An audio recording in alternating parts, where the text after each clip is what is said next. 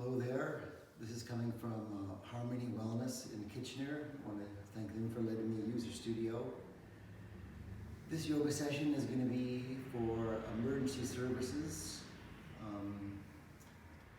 Being a 20-year involved with the emergency services, I understand this is not about only what's going on at this time, but also things that have happened in the past and things yet to come when this is over.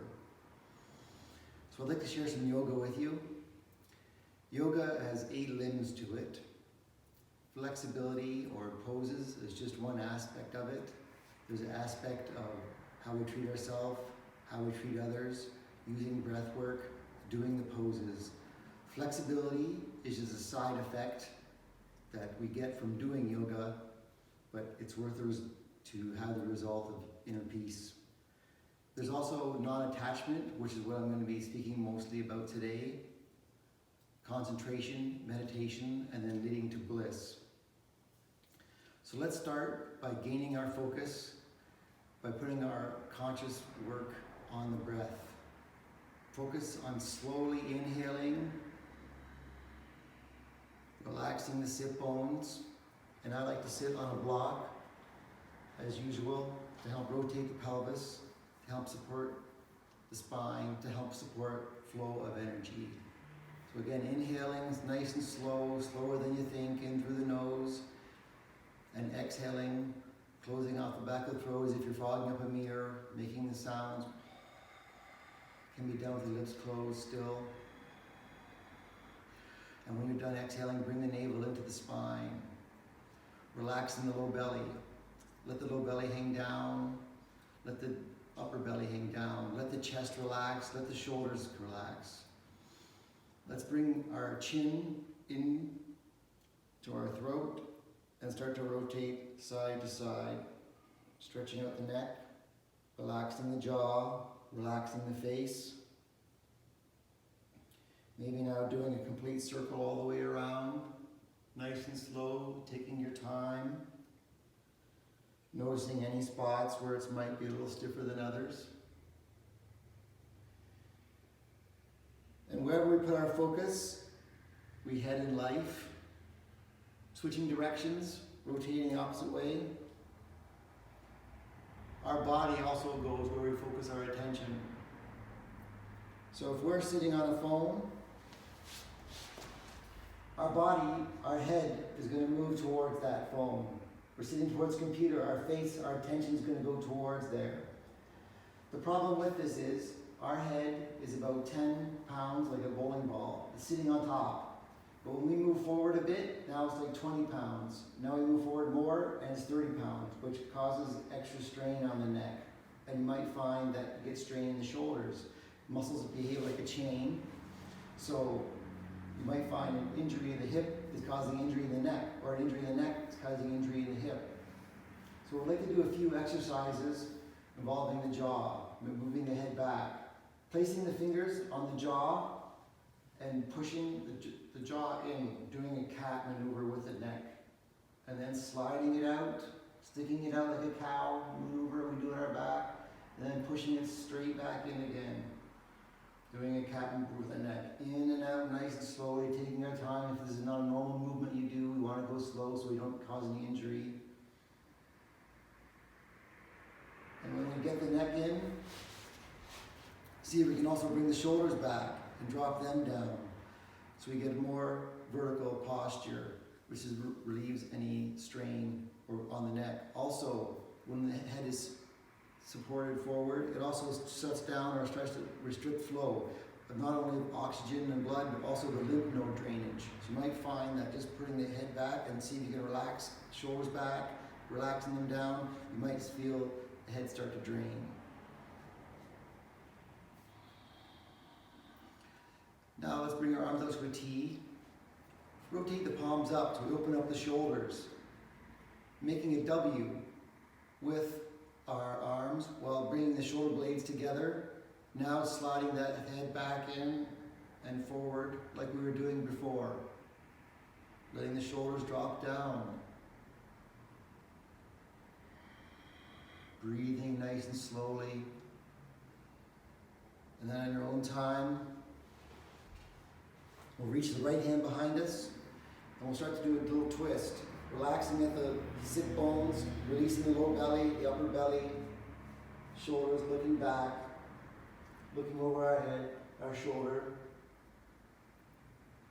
And then on an inhale, turning back to the front, using the left hand on an exhale to support the spine as we twist. Relaxing the low belly, relaxing the shoulder, looking over the back shoulder. On an inhale, coming forward. Again, bring your arms to a T, rotating the hands open, the shoulders, and clasp the hands behind us, and bring them back down to the base of the spine, opening up the clavicles. Maybe you can bring one shoulder forward and the other one back, switching side to side, opening up the clavicles, bringing the shoulder blades together.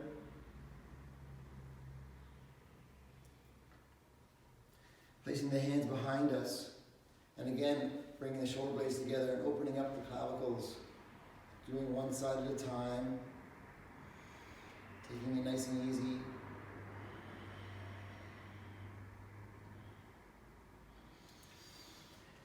Then removing a block if you're using it, coming down to our back, placing the feet on the floor, and we're going to do some figure 4 stretches on the hips. So bringing the right ankle to the left knee, reaching through, grabbing the behind the leg, grabbing the shin, however you'd like to do it, bringing the foot towards the chest, or bringing the chest off the ground towards the foot. And we're going to stay here for a few minutes. We're going to be stretching the hip, just breathing nice and slowly, relaxing.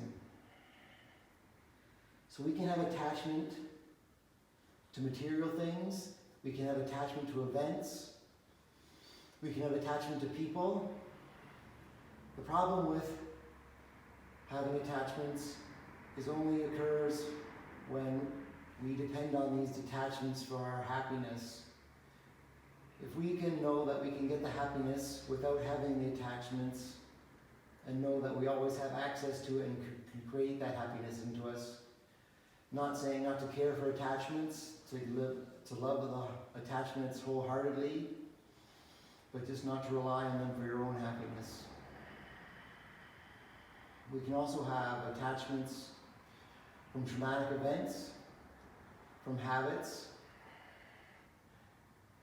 The reason we don't want to have the attachment is to not identify ourselves as that attachment. If we can separate ourselves from that attachment, just to be ourselves, just to look after our own happiness. Bringing the foot back to the floor, bringing both feet to the floor, give them a shake. Put the left foot on top of the right knee, reaching through the hole, and again grabbing behind the thigh, or grabbing the shin, and we'll stay in this a little bit. So sometimes we have events that we attach to, that we identify as us. Sometimes we look back at events and we think, I wish I could have done this differently. That tells me if you feel that way, that event changed you, that you're not that same person, that you wouldn't, if you could go back, you wouldn't do the same thing, but that event was to shape us. The purpose of these things to shape us is to help us grow, whether it's wisdom or compassion, but we aren't the things that shape us. When we identify with the events as us, it can cause us to suffer. Maybe you can get a little deeper, bringing the foot in closer, bringing the knees up to the chest, or the chest up to the knees, whichever you like.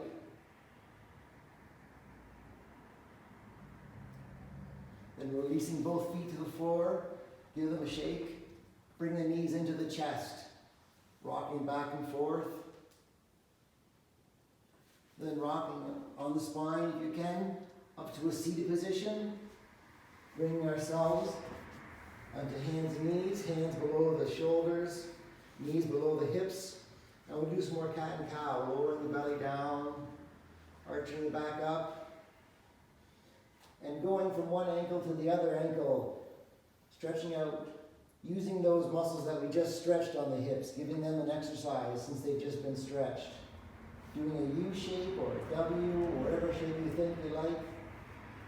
Switching from a cat to cow as you do these exercises.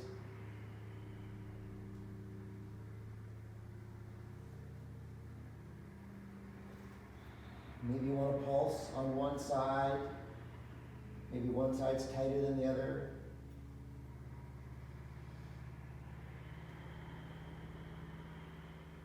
Then tucking the toes, pushing into the mat, coming to a downward dog. You want to raise the hips up to where the wall and the ceiling meet. You want to lower the head between the biceps. And then relaxing behind the knees, straightening the legs, stretching out the calves behind us, stretching one leg at a time, switching back and forth.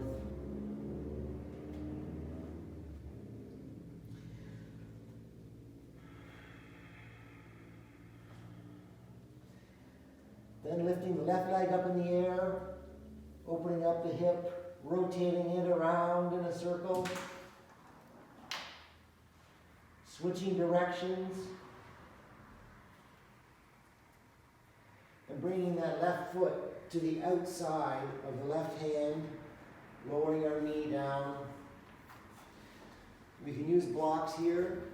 You can to come down on forearms, or as far as you like. We want to stretch the psoas muscle coming up the side here, as well as relaxing between the sit bones, opening up the groin. So we'll stay here for a few moments. You can come up on your tippy toes and the back leg and wiggle forward and back to help also lubricate the groin, move the sockets, lubricate the hip sockets. So the brain is full of neurons, which are cells that store information and they transmit information. They get information from the body. If the body's happy, put a smile on your face. It gets it, the brain gets that information and it says, okay, the body's happy, let's send some happier chemicals to support that. We also get information from external environment that goes on around us. But more importantly, we get information from our thought. The mind wants to know what it is, so it creates an ego. And ego is our subconsciousness, our beliefs, behaviors, what we think we are. And when we attach ourselves to it, we attach ourselves to those thoughts instead of being present. Tucking the back toes, stepping back to a downward dog, and paddling the leg.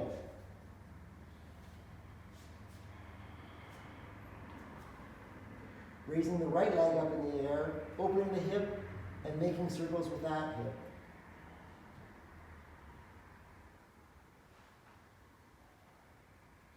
Switching directions.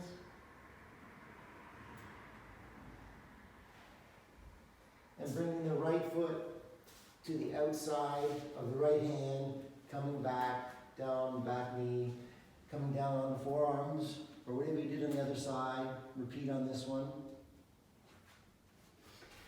The ego in the mind can store and transmit information so it can think. The ego doesn't really like to exist in the present. That's where our consciousness is. And when we allow the ego to do the thinking, it takes all the stored memory from the past and it creates future with it. If we attach ourselves to it, we feel we are those future moments that don't exist, and it can cause the body to take on the feelings related to that emotion, whether it's stress or happiness. Exhaling nice and deeply, relaxing the sit bones, relaxing the muscles between the groin, relaxing the jaw.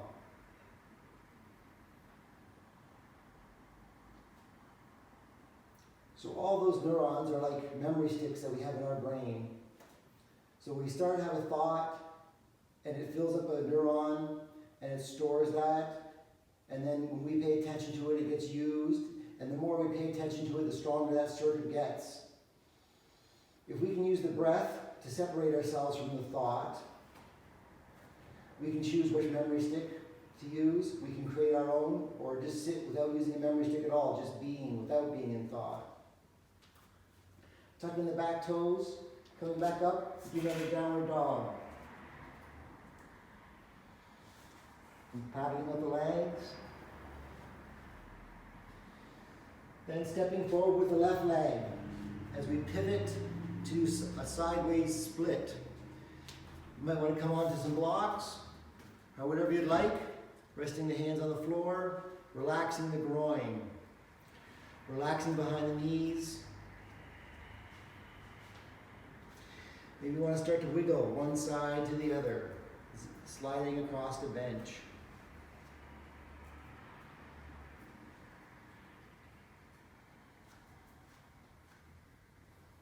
Maybe you can separate the legs a little bit more. Maybe you can reach down and grab the ankles. Maybe you can place the hands on the floor and bring the head to the floor. Maybe you can reach behind as much as you'd like. Whatever position, play around with your body, whatever your body would like at this time. See if it can give it what it likes. And if you can, coming to level back, reaching behind the back, clasping the hands, bringing the shoulder blades together, and bowing forward and lifting the hands off of the back. So we're doing a shoulder opener, bending from the hips, giving the back a stretch, maybe sliding side to side, whatever angle, whatever distance you want your feet apart, it's your choice. There's no right or wrong. Bringing hands back down, slowly working our feet together, going easy on the groin, bringing our knees down to a tabletop position, and again pulsing from one hip to the other, stretching out the muscles that we've been just working, the muscles we've been just stretching. Placing the hands on the mat, tucking the back toes, coming up to a downward dog. Paddling out the legs. Then coming forward to a plank position. So we're pushing into the mat as if somebody's lifting us up between the shoulder blades. The heels are reaching towards the back wall. Exhaling nice and slowly. And then putting the weight into the left hand and starting to rotate open to a side plank, reaching up to the ceiling. If you'd like, if it's not your cup of tea, come down on one knee. If this is your cup of tea and you have a little extra caffeine in it, maybe you want to lift up a leg so it's level with the ground, pushing back with the heel, inhaling slowly, relaxing. Then returning back to a plank position before rotating over to the opposite side. And whatever you did on this side, other side, do on this one, whether it's lifting the leg up or coming down onto the knee. Reaching the heel behind us. Bringing that down. Coming to a plank position again. Coming forward on the tippy toes. Keeping the elbows into the side as we slowly lower down to the floor. Untucking the back toes. Now we'll do a little cobra move. So pushing into the floor, we'll raise up the back a little bit. Come as high as you like. Relaxing the glutes. Maybe going twisting side to side. Maybe you can go a little deeper. Pushing up out of the shoulders. Stretching the muscles in the front of the pelvis, leaning side to side. Again, relaxing the jaw, relaxing the glutes.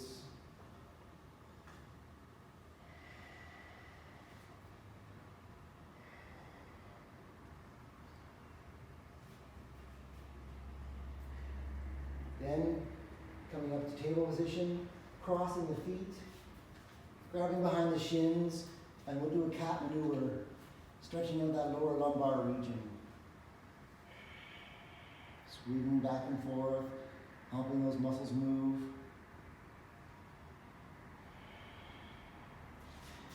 Then coming to tabletop position again, switching whichever foot's on top, and repeating that lumbar stretch.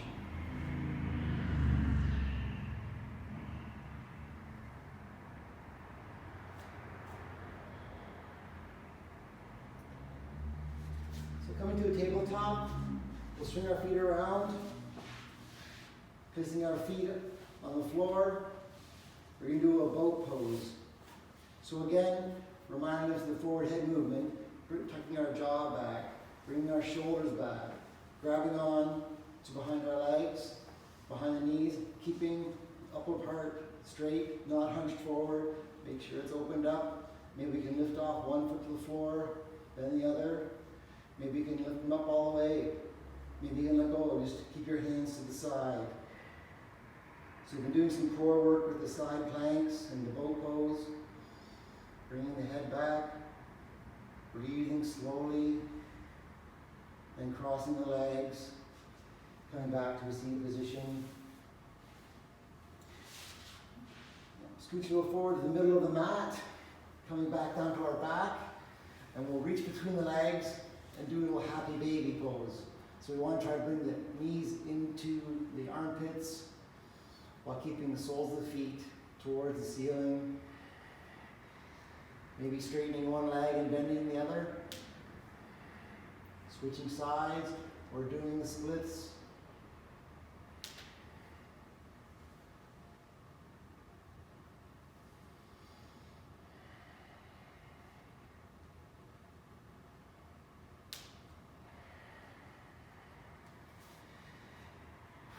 And then bringing the knees into the chest, give them a little squeeze.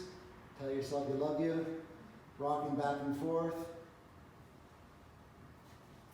We're rocking up to a seated position. And again, I like to use a block to sit on to help straighten the spine. Normally the last few minutes of yoga is spent in Shavasana, but I'm going to do a breathing exercise instead. So for the next few minutes, we'll be just doing alternate nostril breathing. And the purpose of that is to make the separation, to detach from the mind. When we allow our consciousness to attach to the mind, it can cause us to suffer. And if we let the ego decide what it wants to think, it can go anywhere. But if we understand that we can get control of the mind, get control of ego, we can choose what it wants to think, and therefore have the effect of what chemicals come to the body, how we feel. So doing breathing exercises is like a reboot exercise.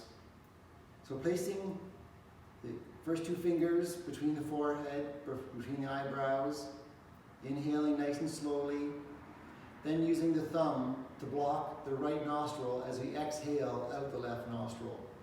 Nice and slowly, slower than you think, slowly exhaling out the left nostril, and then taking a pause before slowly starting to inhale through the left nostril. Inhale slower than you think, focusing on that nostril, see that air coming in, and when you're done inhaling, hold it. Pinch off the left nostril with a finger, removing the thumb from the right nostril, and then exhaling with the right nostril. Slowly, slower than you think. Taking a pause, then inhaling slower than you think.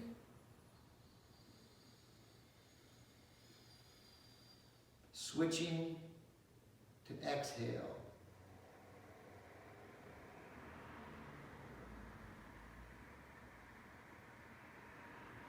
It's okay if you don't remember where you are, just remember switch to exhale. Inhale nice and slowly. And again, bringing the shoulders back and down, the jaw in.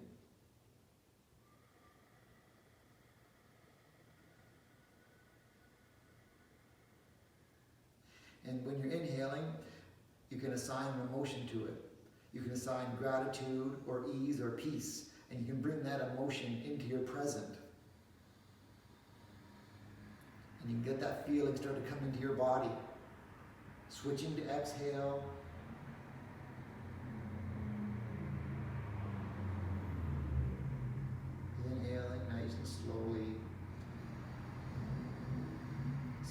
give 100% attention to one entire inhale without letting a thought disturb you.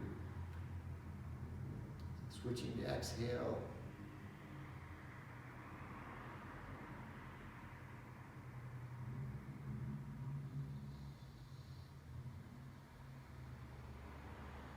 Breathing nice and slowly, switching to exhale. Exhaling slower than you think, bringing the navel into the spine when you're done exhaling, taking a little pause to let the body relax. Before you inhale the next one, see if you can relax the body before you can do any inhaling, and see if you can maintain that relaxation as you inhale.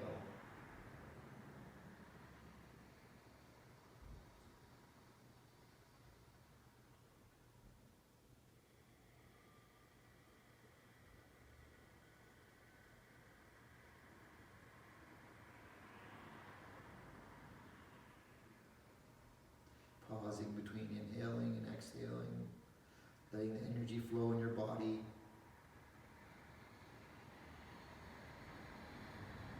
Focusing, consciously breathing in, slowly, consciously breathing out, relaxing the jaw, relaxing the chest, relaxing the sit bones, letting yourself sink into the mat.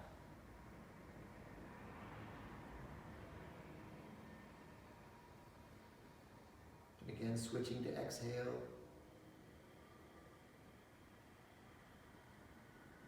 Giving all your attention to the present.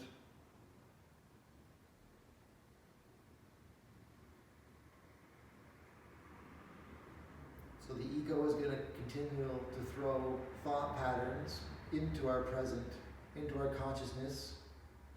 It knows the memory sticks that we like to use. So it's going to throw those out and see if we attach to them. And when we attach to them, the ego's happy because it's getting its attention that it wants. But if we want, the ego wants attention, we can say, okay, you can have attention, but under my control. I want you to focus on this memory stick. I want you to focus on a positive thing. I want you to focus on gratitude. I want you to focus on the fortunate growth that I've received from events or from things that have shaped me and how I gain wisdom and growth. Knowing that I'm not permanent, that I'm still going to change, I'm still going to grow. This is just where I am right now. The ego has expectations where we should be and shouldn't be. Exhaling slowly.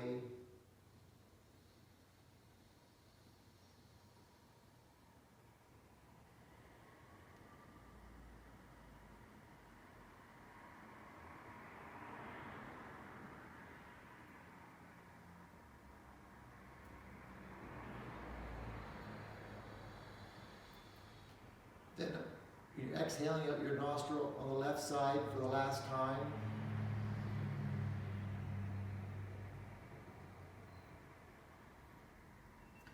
We'll finish off that breathing exercise. So that breathing exercise, like I said, was to create a disentanglement with the mind or ego to allow us to have clarity to choose where we want to place our thought, where we want to place the information, what circuits we want to use in our brain, what circuits we want to use to give us feelings in our body. Thank you for joining me. Namaste.